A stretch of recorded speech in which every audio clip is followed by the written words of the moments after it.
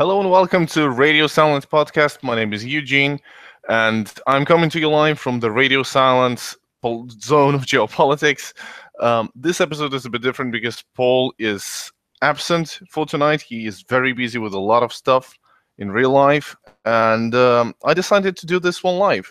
I'd like to say hi to chat, and I would like to say to you that first half will be news and some announcements. And feel free to ask any questions. We have 100 subs on the channel. We have more than 1,000 plays on all the audio on SoundCloud and iTunes. And this is a sort of Q&A that I decided to do. So feel free to ask your questions in the chat, and I'll get to them in the second half of the podcast. So let's start with one of the biggest news of this week is the Unite the Right protest in the city of Charlottesville. It was, I remember, like, when I first heard, like, in Charlottesville they wanted to remove the statue. We talked about it, a statue of the Robert E. Lee. We talked about it on a podcast, and we were sort of, Paul was torn about it, and he was like, well, I don't know, it's heritage. You shouldn't remove, like, the heritage. But we decided on the thought that, if the community decides to do something, like to organize themselves the way they want, then so be it. Like, no one will forget about no one will forget about the Civil War, and no one will forget about, like, the glory of Robert E. Lee.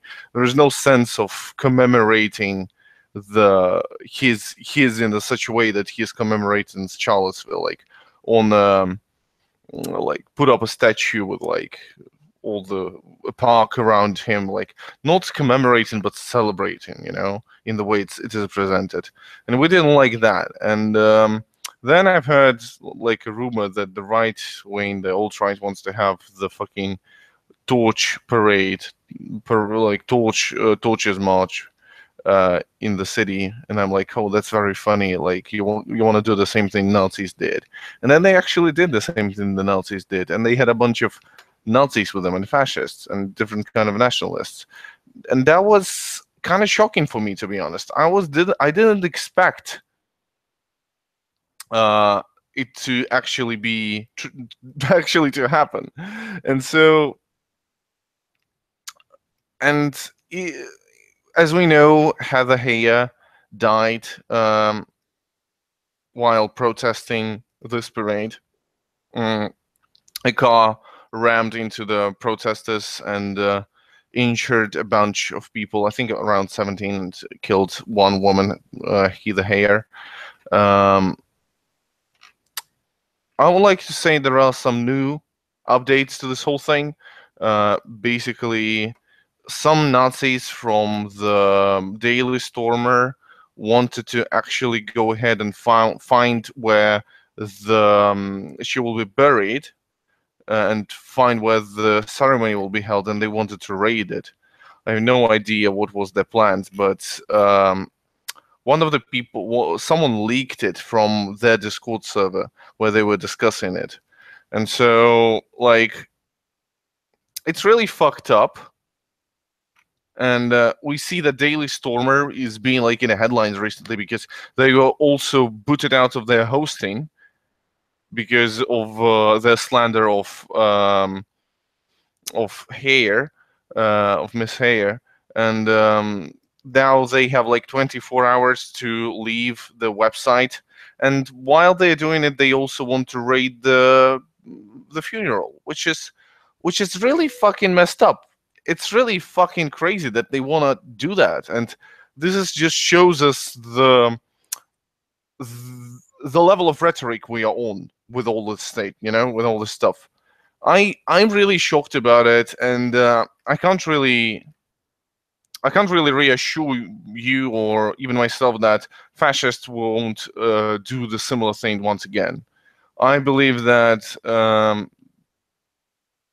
this shit will go on, and this shit would even go more serious. Like, it will be more serious if the government doesn't intervene. And from what we heard from Trump, he is not really into disowning the nationalists that support him.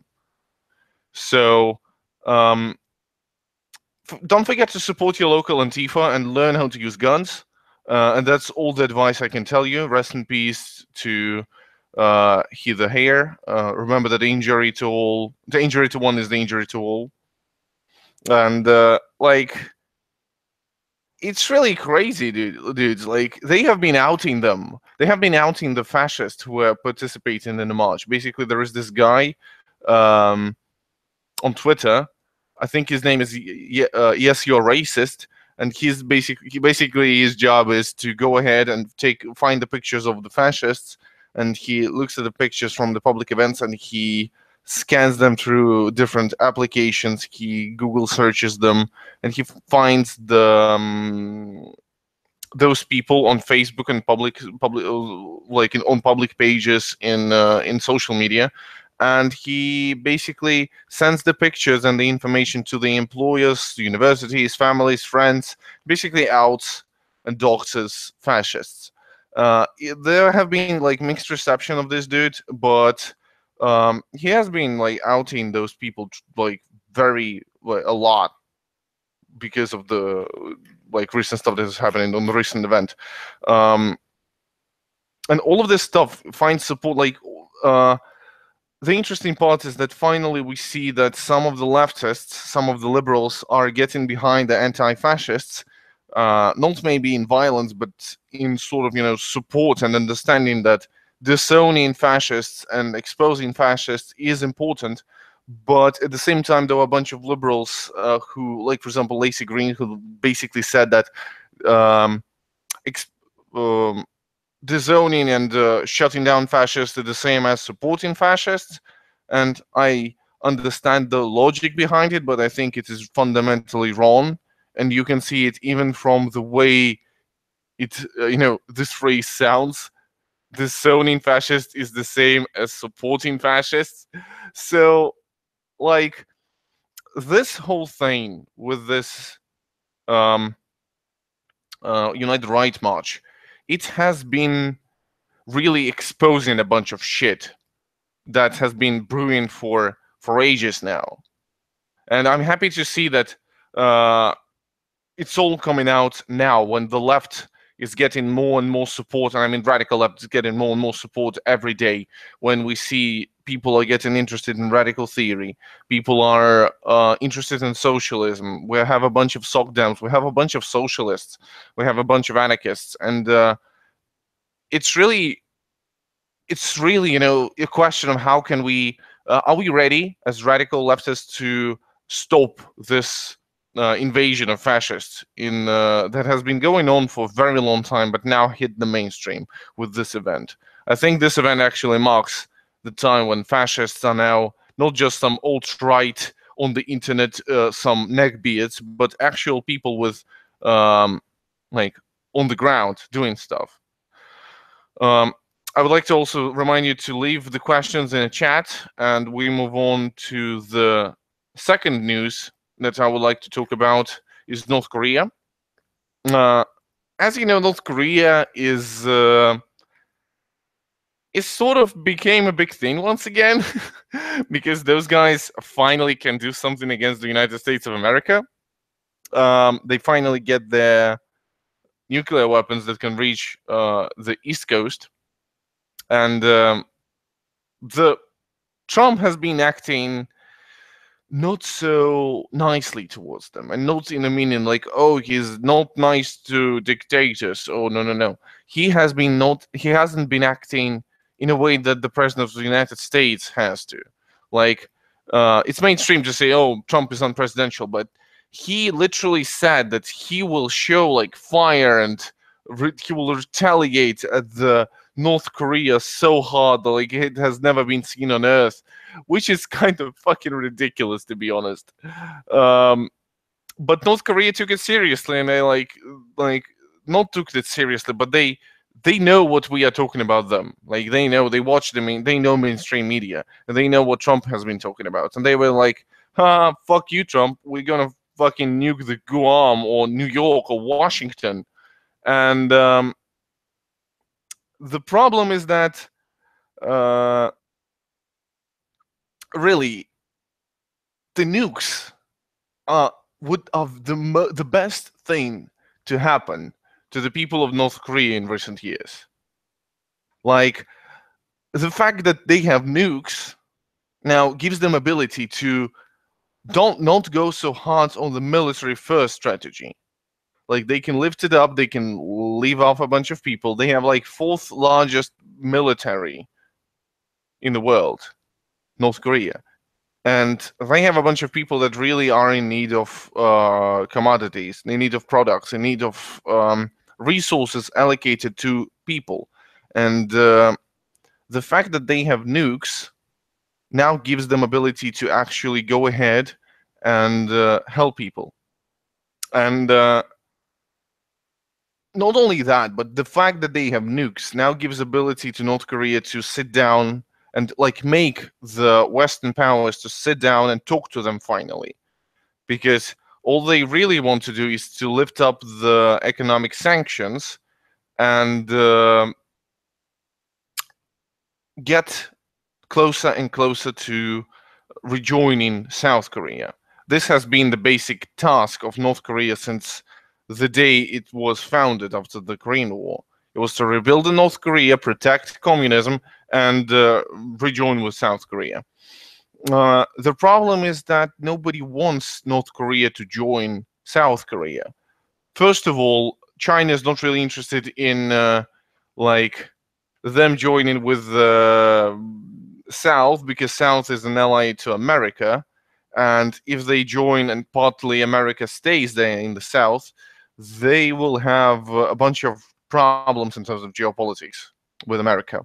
Also, America has 15 rocket weapons in South Korea. Well, China doesn't like having nuclear weapons, not like with South Korea, North Korea as the buffer zone, but directly at the border with them. And China has been supporting North Korea for this exact reason. They like them to stay there, to be this buffer zone. But now, and like West doesn't want North Korea to go anywhere because they A, don't care, B, they want to destroy them and to let South Korea to expand to the north, because capitalism, because imperialism, because geopolitics.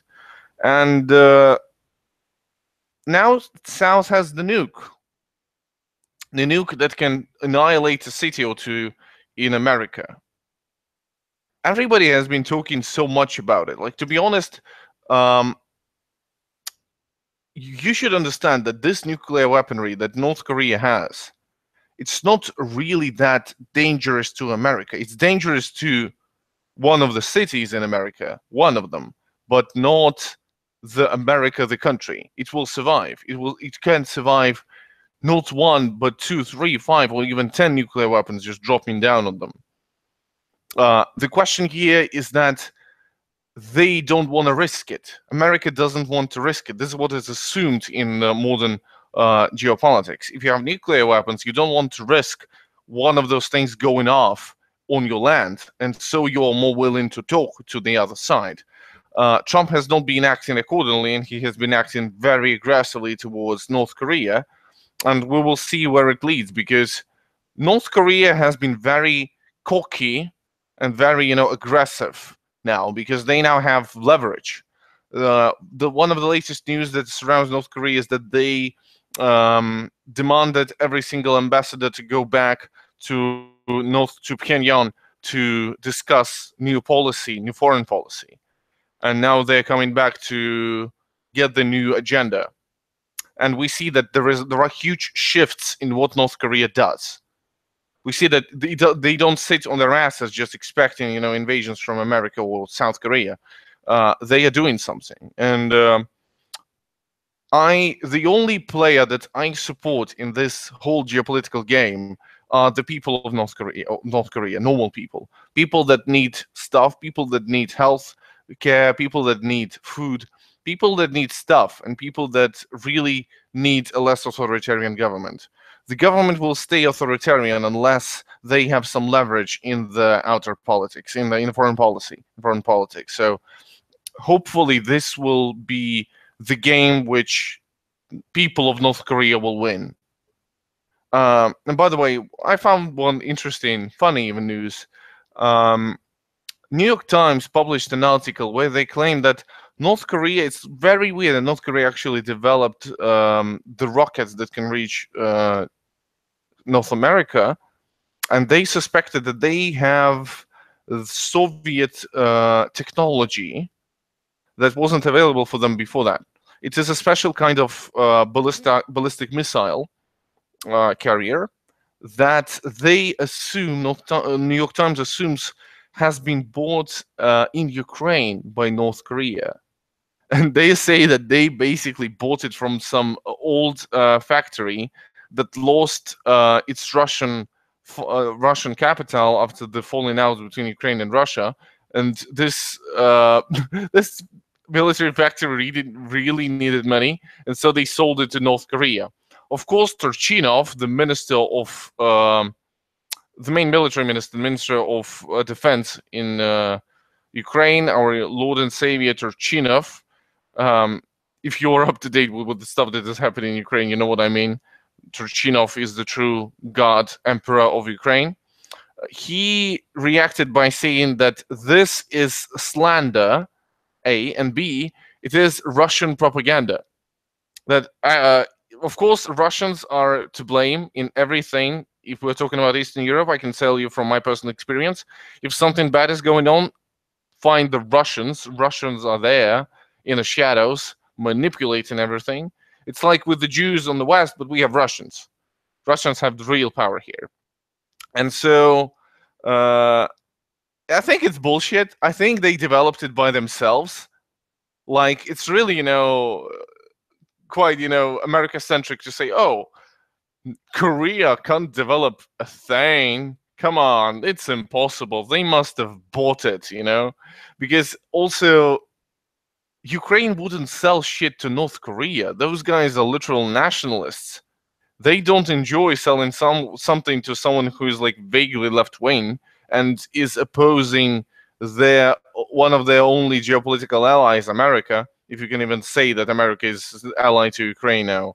They want them to be allies, and so it's not in their interests. But again, it is possible that, they actually sold those rockets to North Korea, but for the time being, it's Russian propaganda. And if something will change, we will keep you up to date on this one. And I don't really have any more news to talk about because this has been a very, slow week. Very, nothing much has been happening. I can tell you that I'm really glad that we have reached 100 subs, and I thank you everyone who subbed to us. You're amazing. Thank you for 1,000 plays on SoundCloud and iTunes. And don't forget to subscribe to all of our social media there. And by the way, on this Saturday, we're having the first episodes of the book club. And the whole idea of the book club is that we take some non-mainstream literature, or like leftist literature, not like normal stuff that you should have already read, like the Bread Book or something like State of Revolution, and we take something else, something that you should read and apply to today's world. And this book is like, we planned it, I guess, like a month ago, and it's like awfully suspicious that the topic of the book fits today's news and like last week's news so amazingly accurately.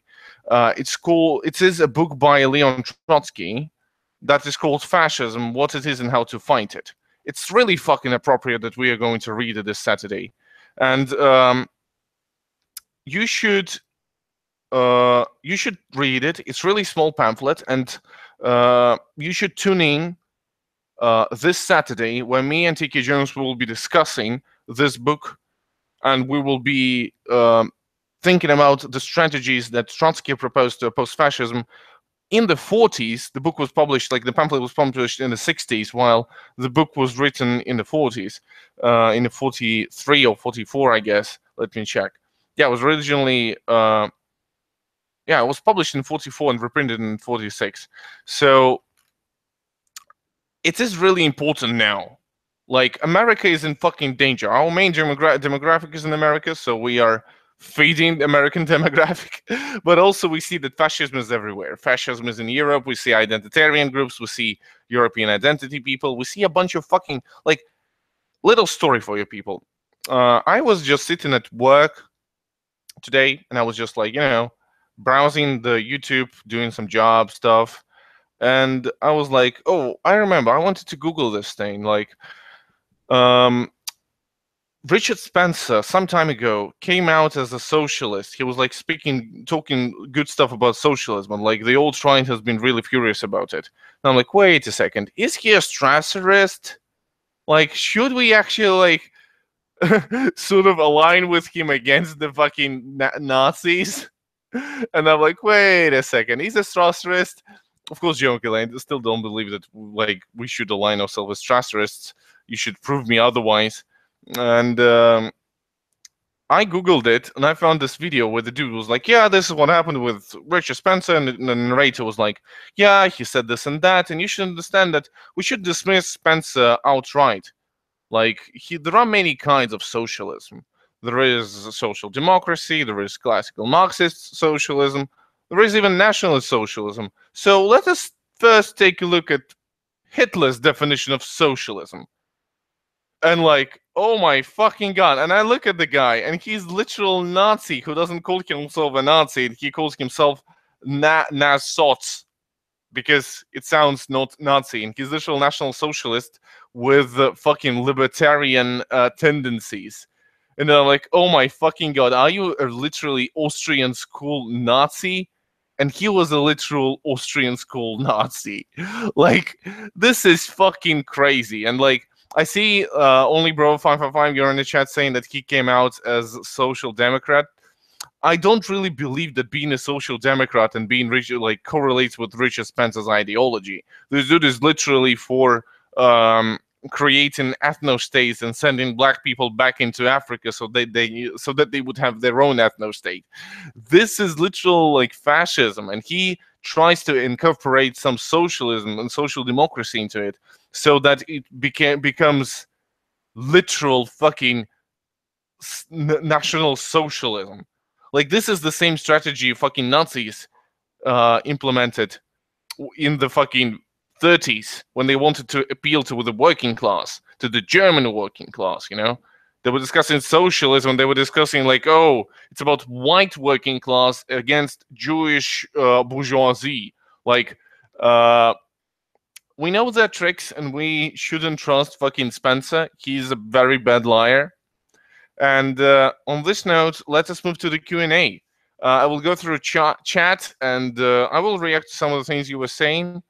And feel free to still ask questions. I will be happy to answer. Reminder that you subscribe to to the channel, like the videos, share it out, because it's word of mouth that actually helps the channel. It's liking, it's sending the links to your communities, to Facebook. Post it to Lefty Poll if you find it worthy of it, because I'm for some reason banned on Lefty Poll. For my IP is banned on Lefty Poll. I have no idea why, but I can't post anything there from home. Also, we have a Discord server. It's again in the fucking description. You should check it out. It's really fucking empty, but we want to start something, to do something with it. We'll see if we will manage to build a community there. So if you want to reach out, talk to me, you can find me in Discord, especially on my own server. Paul is there. A bunch of people are there. So let's start this shit up. Link is in the description. So August 19th, this Saturday, book club. Our iTunes, our email. Don't forget to write us some hate mail if you want to tell me that I'm a filthy trot. Feel free to do this at emlpodcast@gmail.com. And social media, I'm on Twitter. Paul is on Instagram. I'm on Instagram. So follow us, write us. I'll be happy to follow you back. So let us go to the chat. So we have a question here. Are there any communist or anarchist groups still in South Korea? I can't tell you that because we don't have access to any social media from there. There is no social media in North Korea. Oh, South Korea. I mean, oh, South Korea. There are anarchist and communist groups, and there are people who want to collaborate with North Korea. But again, because of quite, the nature of South Korean government, they are really like fucking strong, and they have very nice support of America. Those guys don't get a lot of traction. There is, um, and because of this whole fear mongering against the South Korea, people are not into joining any like parties in the South. So it's really hard to talk about like this. Also, we see that the anarchism in Korea died when it was crushed. You remember that Japan invaded Korea? There was this anarchist thing that they were trying to do, and it was completely crushed by imperialists. And because of this whole fear mongering, I don't see any big movements. While there are underground Maoist anti-revisionist movements happening in China, South Korea is pretty much dead. Uh, people in the chat, people are uh, really against fascists, and I can tell you that fascism. We will discuss fascism a lot on Saturday. On Saturday, we will be talking about modern fascism. We're talking about why fascism is so appealing, because our radical left should find better ways to explain ourselves. Like, I see that people are trying to debate people online, and I don't really believe that people are often using the correct tactics. We should really look into the way we debate, because using words such, even using a word proletariat, will fucking be a red flag for people. They won't listen to you. And we should find the ways to explain our main points in a way that people would understand them. Also, how would I describe Belarusian government? Belarusian government is it's really hard to define it. I remember we were discussing with one of my friends, how do we define, from the standpoint of political theory, what is Belarusian government? It is certainly an authoritarian, left authoritarian government.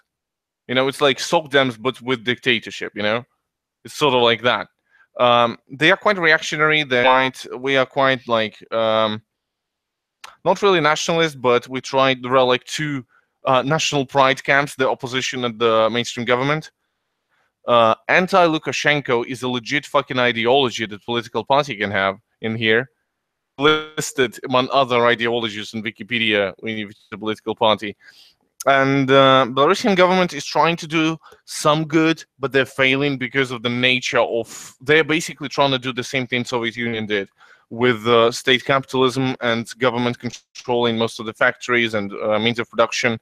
And it's really hard to change the system, and because system is too huge to be changed. And opposition that should be, the countermeasure to everything that is like happening in Belarus, those guys are really shit. Like, everyone is shit. Sokdems are shit. They align themselves with they are in the same alliance as the center-right people. Center-right people are like nice and like floweries. Oh, freedom, liberty, Europe is nice, let's do what Europe does. And then you look into them and you talk to those people and you're like, oh fuck, you're literal Tories, but in Belarus. And those guys are actually like the biggest political party in Belarus is actually aligned, like is in the same international as the Tories or something like that. So to talk about Belarus on this, we have discussed it with Bobby in our first episode with him when he was a guest on the show. It was called Non-Sectarian State of Belarus. You can check it out on every platform we're on. So yeah, I guess that's it. What I can say about Belarus. Do you know that there is a 12-year-old ANCAP on YouTube? There are 12-year-old ANCAPs on YouTube. Yeah, I know that. I know those people. I actually chatted with them because I'm friends with Vojnik, and Vojnik is really like enjoys talking to those people. He enjoys reaching out and debating them. He has a bunch of debates online where he is debating those right-wing 12-year-old ANCAPs, and it's really weird because I'm not really sure whether we should be bothered with those 12-year-old ANCAPs, because I don't think we should even be bothered with ANCAPs. Like, really, I can't say that ANCAPs pose a huge, like for example, Mr. Dapperton. I guess, like, what the fuck? Like, even if he tries to do something, this will result with fascism. Like, fuck me. Like, fuck all of this shit. Like, ANCAPs are ridiculous. 12-year-olds flock to this thing because they seem as if they're smart, because they know exactly, like, oh, I am so smart. I'm smarter than my whole class. I can read better than everyone. I'm so political. I'll be edgy anarcho-capitalist, and like, Austrian economics. I'm very sure that you have no idea what they're talking about. Most of them. Most of them. Next question is anarchism dead in Asia? I have no idea. Like, I have no knowledge of any anarchist movements in Asia. I know of some strong Maoists, they're Marxists, they're like socialists. They are really strong there, and I see a lot of them. But I don't see any anarchists. Maybe they're somewhere out there. I don't know. If you know some of them, please tell me, because I would really love to know about some, anarchists in Asia. That would be really interesting. Okay, any other questions? I'm not really sure whether we have. Does Chat have any other questions? In the meantime, I would like to say that I will be preparing a little small funny video that is connected to 100 subs. This is not supposed to be the 100 sub special.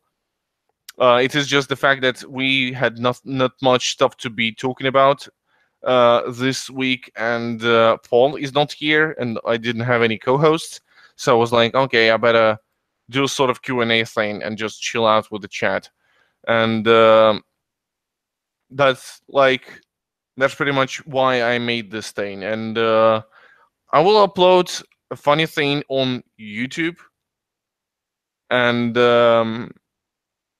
we have one last question before we go. What ideology do you think will be popular with Generation Z, left wing and right wing? Hard to say. It depends on what we actually do, because we see a lot of rise in support of the left wing, and people try to predict what will actually happen to those people. And I don't think there's a bunch of left wingers who will become like conservatives because they will like find that Marxism sucks. It's bullshit. And I believe that we will see a huge spike in right-wingers and left-wingers. I believe that Generation Z will be the generation of the radicals. And because capitalism is, I'm not the one who likes to do predictions, but I believe that capitalism is experiencing a future crisis. We will have a crisis in the 21st century that will be really fucking devastating and really fucking global, because socialism of 20th century lost, and now almost every country except for like North Korea is inside of the global capital, is a part of the global capital. We see that a failure in one of those aspects can result in a huge fucking wave of something devastating. And I don't believe, as Randy says in chat, that capitalism is dying. I think it is shaking, and this results in fascism. It results in radical left. It results in people trying to abandon old ideals, old liberal ideals, to maintain capitalism, while at the same time a bunch of people who want to get rid of capitalism completely, like for example you and me. And what I believe Generation Z will be facing, I can't really say for sure, because it depends on what situation we, Generation Y, or like millennials, will be. It's just, dialectics doing its work, indeed. I can't also say whether it is the late stages of capitalism. While it's a really funny meme, and I like to use it myself, and we see the signs of it, it's not really definite yet. We are sure, like we are surely moving towards this, assumed socialism or barbarism moment of choice. And as one of the people on Twitter, I think it's Existential Comics, a very nice webcomics put. Let us, he said, like, next time we will be choosing. Let's choose socialism and not barbarism this time. On this note, I would like to thank you for everyone who was in chat with me, chatting live. I would like to thank everyone on Discord who has been talking to me. I love the community on Discord that I'm part of. Join my server. Link is in the description. I'd like to thank people who are listening to us on iTunes, who listen to us on SoundCloud. I'd like to thank everyone who has been supporting us this whole time. And this is just the beginning. I love to do those things. I enjoy doing these things with Paul. I can't really. I would be going much longer than that, but I don't really have any more to talk to you about. It's just a short thing this week, but again, thank you very much for listening, and I'll see you in the next one. Radio Silence out.